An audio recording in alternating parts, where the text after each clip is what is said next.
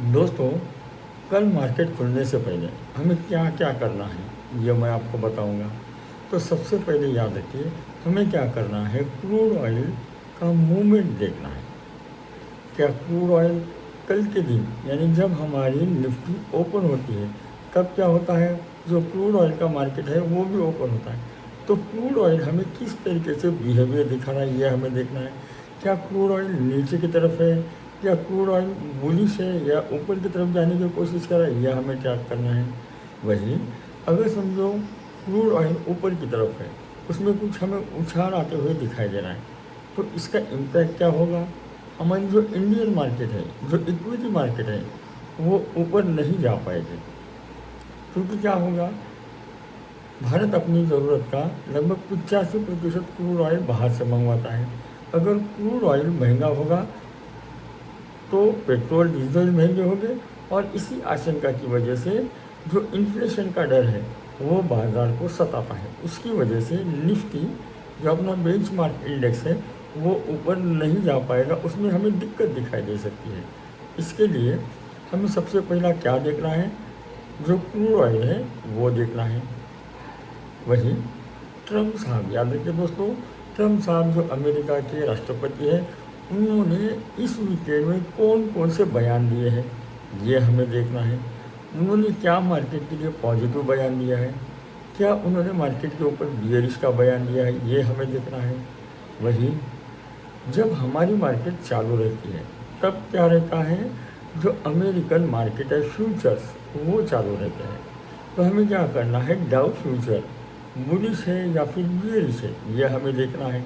उसके साथ हमें नैस्डैक जो है दोस्तों, उसका फ्यूचर भी देखना है, वो हमें किस तरीके से मूवमेंट दिखा रहा है। क्या अमेरिकन मार्केट बुलिश का सिग्नल बता रहे हैं, क्या अमेरिकन मार्केट हमें बियरिश का सिग्नल बता रहे हैं, ये हमें देखना है। यानी हमने दो ट्रिगर यहाँ से पकड़े, एक तो ट्रम्प साहब का बयान हो गया, वही क्रूड ऑयल है वो हो गया। अभी तीसरा हमने पकड़ा, जो डाउ फ्यूचर है, अमेरिकन फ्यूचर है, वो पकड़ेंगे।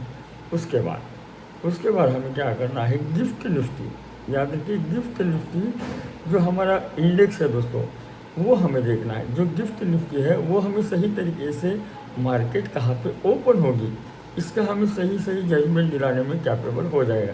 या फिर हम ऐसा भी कह सकते हैं कि निफ्टी गैप अप होगा या गैप डाउन होगा, हम पहले से थोड़ा सा अनुमान ज़रूर लगा पाएंगे। तो गिफ्ट निफ्टी अगर समझो बियरिश का सिग्नल है, तो मार्केट में हम शेरवान राइट्स के चार सेट भी ढूंढने की कोशिश कर सकते हैं। वही अगर वो बुलिश है तो हमें कौन से लेवल के ऊपर बाइंग है वो हमें क्या करने, लेवल मार्क करके रखने। वही मैं आपको हमेशा क्या कहता हूँ, हमें मार्केट में हमेशा फ्लेक्सिबल रहना है। जो चार्ट पैटर्न ऑप्शन सेट का डेटा बोलेगा उसी डायरेक्शन में हमें ट्रेड लेना है। अगर समझो चार्ट पैटर्न ऑप्शन चेन का डेटा बुलिश है तो बुलिश ट्रेड लेंगे, वही अगर बियरिश है तो बियरिश ट्रेड लेंगे। वही निफ्टी का जो ओवरऑल पीसीआर है, वही जो एटीएम का पीसीआर है, याद रखिए दोस्तों, अगर हम पूरी एक्सेल शीट का पीसीआर लेंगे, पूरे जो ऑप्शन है उनका पीसीआर लेंगे, तो बहुत बार क्या हो जाएगा, वो हमें मिसगाइड करा सकते हैं। लेकिन अगर हम इंट्राडे में ट्रेडिंग करते हैं तो बहुत बार क्या होता है, जो एटीएम का यानी जहाँ पे निफ्टी चल रहा है वहाँ से ऊपर के 4-5 ट्रैक पर, नीचे के 4-5 ट्रैक पर, अगर हम उनका ही पीसीआर परसेंटेज लेंगे तो क्या होगा, मार्केट के जो सेलर्स है उनका हमें ट्रेंड भी फाइंड आउट चलेगा, क्या वो मार्केट में बुलिश है या फिर बियरिश है। उसके साथ क्या करना है, हमें चार्ट पैटर्न देखने हैं। चार्ट पैटर्न हमें कौन सा सिग्नल बता रहे हैं। अमूमन क्या होता है, जैसे जैसे एक्सपायरी बढ़ती है तो चार्ट पैटर्न भी ऑप्शन चेन डेटा की तरह बनने लगते हैं। यानी दोनों भी अगर हम एक ही डायरेक्शन बता रहे हैं, उसमें उसके साथ गिफ्ट निफ्टी भी हमें वही डायरेक्शन बता रहा है, जो अमेरिकन मार्केट है वो भी हमें वही सिग्नल बता रहा है। वही जो क्रूड ऑयल है हमारे मार्केट के लिए किस तरीके से दिखा रहा है ये भी हमें देखना है। क्या क्रूड ऑयल ऊपर की तरफ जा रहा है, नीचे की तरफ आ रहा है, यह हमें देखना है। यानी अगर समझो ये सारे पैरामीटर्स हमें एक ही डायरेक्शन बता रहे हैं, चाहे वो बुलिश की तरफ हो या फिर बियरिश की तरफ, वो सारे पैरामीटर्स अगर हम एक ही डायरेक्शन बता रहे हैं तो उसी डायरेक्शन में हमें ट्रेड लेने की कोशिश करनी है।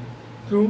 क्योंकि अगर हम ओवरऑल मार्केट के ट्रेड व्यू के साथ रहेंगे तभी मार्केट से हम अच्छे खासे रिटर्न जनरेट कर पाएंगे। अदरवाइज क्या हो जाएगा, अगर हम मार्केट के अगेंस्ट जाएंगे तो मोस्ट ऑफ टाइम हमारा स्टॉप लॉस हिट हो जाएगा। इसीलिए हमें क्या करना है, जो मार्केट का ओवरऑल ट्रेंड व्यू है हमें उसके साथ ही रहना है। वही जो हमारी 915 की स्ट्रैटेजी है, रेंज ब्रेकआउट की स्ट्रैटेजी, वो हमें याद रखना है। जो हमारे ब्रेकआउट ब्रेकडाउन की स्ट्रैटेजी है वो अभी भी याद रखिए दोस्तों, मार्केट में प्रॉफिट दिलाने में हमें कैपेबल है।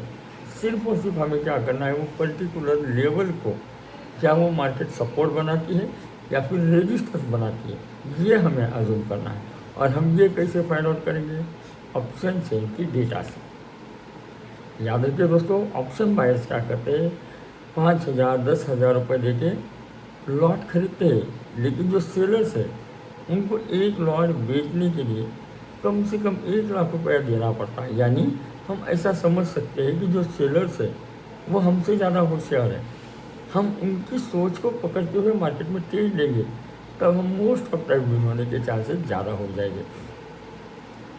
यानी दोस्तों, हमें क्या करना है, जो चार्ट पैटर्न ऑप्शन चेन का डेटा है वो भी एनालिसिस करना है। ग्लोबल से जो सारे की फैक्टर है उसे इंक्लूड करना है। यानी अगर हम इस तरीके से मार्केट में ट्रेड लेने की कोशिश करेंगे तो मोस्ट ऑफ टाइम हम विन होने के चांसेस ज़्यादा हैं। याद रखिए, कहीं पे भी हमें क्या करना है, ओवर फोमो में नहीं रहना। अगर समझो हमें अपना टारगेट मिल गया, अगर समझो हमें 24,400 के ऊपर कोई सेल किया है, पुट लिया है, तो 24,300 आते ही प्रॉफिट बुक करना है, जो कि हमने लेवल पकड़ा है वहाँ पे आते ही प्रॉफिट बुक करना है। बाद में लगे तो अगर मार्केट में 24,300 को रेजिस्टेंस बनाए तो हम नेक्स्ट ट्रेड लेंगे बेयरिश का, लेकिन ऑप्शन बायर्स को पहले प्रॉफिट बुक करना पड़ेगा। क्यों?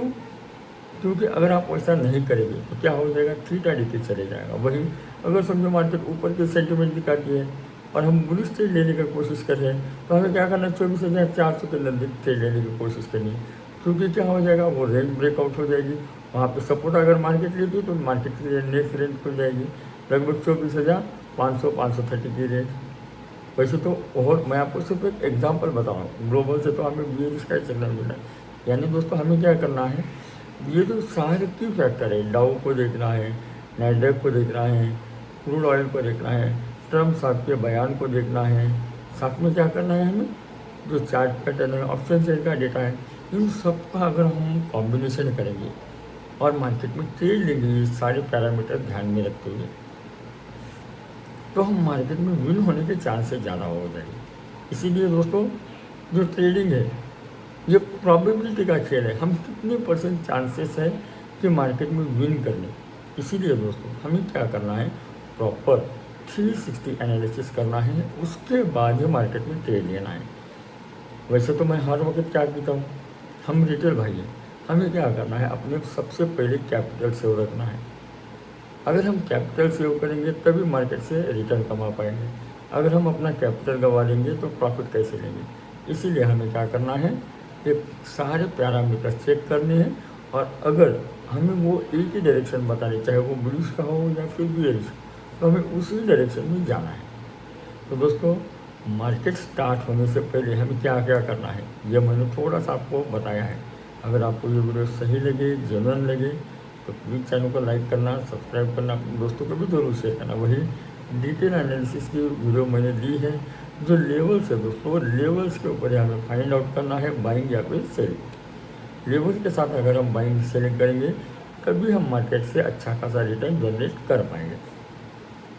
तो दोस्तों, अभी के लिए बस इतना ही। वीडियो अच्छी लगी तो ज़रूर लाइक करना, सब्सक्राइब करना और हमें इंस्टा के ऊपर भी फॉलो करना, यूट्यूब चैनल को भी सब्सक्राइब कर लेना, अपने दोस्तों को भी ज़रूर शेयर करना। अभी के लिए बस इतना ही। Thank you.